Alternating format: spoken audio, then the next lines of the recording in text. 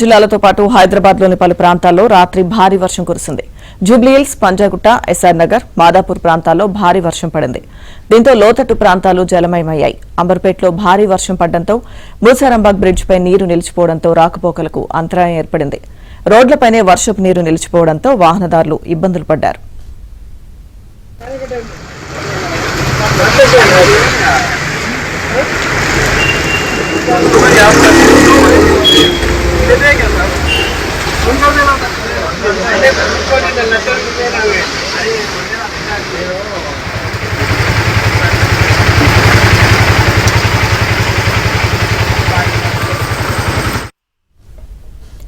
ద్రోణి ఉపరితల ఆవర్తనం కారణంగా తెలంగాణలో వర్షాలు పడే అవకాశం ఉందని హైదరాబాద్ వాతావరణ కేంద్రం తెలిపింది.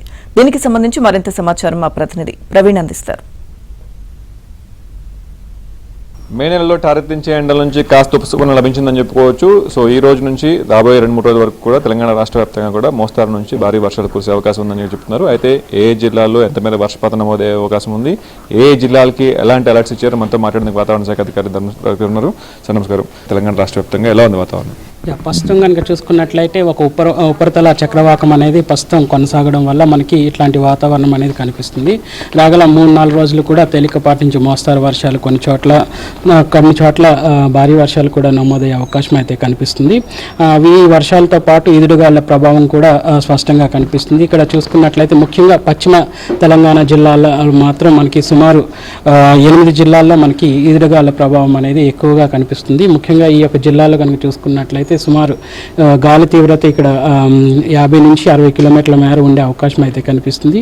ఈవెన్ ఇటు తూర్పు కానీ అటు ఉత్తర తెలంగాణ జిల్లాల్లో కూడా గాలి తీవ్రతతో పాటు ఇది ఉండే అవకాశం అయితే కనిపిస్తుంది. ఇక్కడ పశ్చిమ జిల్లాలతో పోలిస్తే తూర్పు అటు ఉత్తర జిల్లాల్లో మాత్రం కొంచెం గాలి తీవ్రత తగ్గిందనే చెప్పొచ్చు. అంటే ఏ జిల్లాలకి ఆరెంజ్ అలర్ట్ ఇచ్చారు? సో ఎల్లో అలర్ట్ ఎలా కొనసాగుతుంది? ముఖ్యంగా చూసుకున్నట్లయితే ఎక్కడైతే గాలి తీవ్రత అనేది 50 నుంచి 60 కిలోమీటర్ల వేగంతో ఉంటుందో ఇటు చూసుకున్నట్లయితే Nizamabad, Kamareddy, Medak, Sangareddy, even Vikarabad, even city పరిసర ప్రాంతాలు, ఈవెన్ రంగారెడ్డి, మహబూబ్ నగర్, నారాయణపేట్, ఇటు దక్షిణ జిల్లాలకు కూడా ఉమ్మడి దక్షిణ మహబూబ్ నగర్ జిల్లాలకు కూడా ఈ యొక్క ఆరెంజ్ కలర్ అనేది జారీ చేయడం జరిగింది. రాబోయే రోజుల్లో కూడా మోస్తారు నుంచి భారీ వర్షాలని చెప్తున్నారు. ఎన్ని సెంటీమీటర్లు కురిసే అవకాశం ఉంది? సో నిన్న ఎక్కడెక్కడ హైయెస్ట్ సెంటీమీటర్స్ పడింది? నిన్న కనుక చూసుకున్నట్లయితే సంగారెడ్డి సుమారు 9 సెంటీమీటర్ల వరకు కూడా వర్షపాతం నమోదైంది. ఈవెన్ చూసుకున్నట్లయితే రంగారెడ్డిలో కూడా 8 సెంటీమీటర్ల వర్షపాతం నమోదైంది. ఇంకా మేడ్చల్, మల్కాజ్గిరి, ఇటు చూసుకున్నట్లయితే నాగర్ కర్నూలు ఈ యొక్క జిల్లాల్లో కూడా 7 సెంటీమీటర్ల వరకు కూడా వర్షపాతం అనేది నమోదైంది. ఈవెన్ వికారాబాద్లో కూడా మనకి 6 సెంటీమీటర్ల వరకు కూడా వర్షపాతం నమోదైంది. సో ఈ యొక్క సుమారు 7 జిల్లాల్లో మనకి భారీ వర్షాలు అనేవి నమోదైందని చెప్పొచ్చు.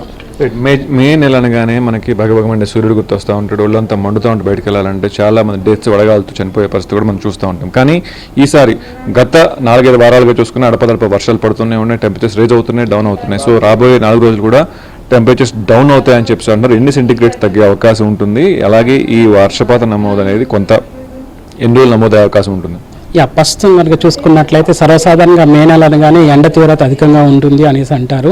బట్ ప్రస్తుతం కూడా చూసుకున్నట్లయితే ప్రస్తుతం కొనసాగుతున్నటువంటి ద్రోణి ప్రభావం అయితే ఏంటి, అటు ఉపరితల చక్రవాకాల ప్రభావం వల్ల మనకి మే నెలలో మనకి ఈవెన్ సగటున నమోదవలసిన స్థాయిలోనే మనకి ఎండ తీవ్రత అనేది నమోదైంది.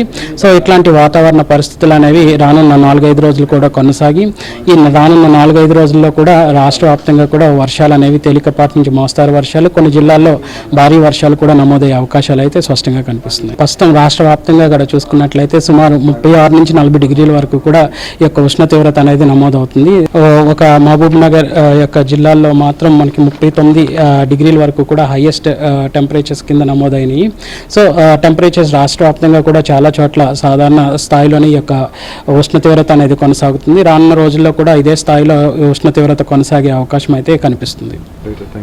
సో నైరుతి ఋతుపవనాలు అనుకున్న దానికన్నా ముందుగా వస్తాయని చెప్పేసి కూడా మనకు వాతావరణ శాఖ అధికారులు చెప్తూ ఉన్నారు. అలాగే రాబోయే 4 రోజుల పాటు కూడా మోస్తారు నుంచి కొన్ని చోట్ల భారీ వర్షాలు, అలాగే ఈదురుగాల ప్రభావం కూడా ఉంటుందని చెప్తున్నారు. మొత్తంగా మే నెలలో టెంపరేచర్ నమోదవలసిన టెంపరేచర్ కన్నా తక్కువగానే నమోదవుతా ఉన్నాయి. రాబోయే రోజుల్లో కూడా ఈ 4-5 రోజుల వర్షపాతం అలాగే నైరుతి ఋతుపవనాల వల్ల కూడా టెంపరేచర్ డౌన్ అయ్యే అవకాశం ఉందని చెప్పేసి చెప్తాను. అయితే అకాల వర్షాల వల్ల రైతాంగం అంతా కూడా నష్టపోతుంది కాబట్టి సో జాగ్రత్తలు తీసుకోవాలని చెప్పేసి కూడా వాతావరణ శాఖ అధికారులు హెచ్చరిస్తున్న పరిస్థితి కనిపిస్తుంది. 10 జిల్లాలకు పైగా ఆరెంజ్ అలర్ట్ జారీ చేశారు, అలాగే ఎల్లో అలర్ట్ కూడా జారీ చేశారు. కాబట్టి ఈ జిల్లాల్లో ఏదైతే వర్ష ప్రభావం ఉందో వాళ్ళందరూ కూడా జాగ్రత్తలు తీసుకోవాలని చెప్పేసి వాతావరణ శాఖ అధికారులు అయితే చెప్తున్న పరిస్థితి కనిపిస్తుంది. వీడియో జర్నలిస్ట్ వెంకట్తో ప్రవీణ్, ఏమైనా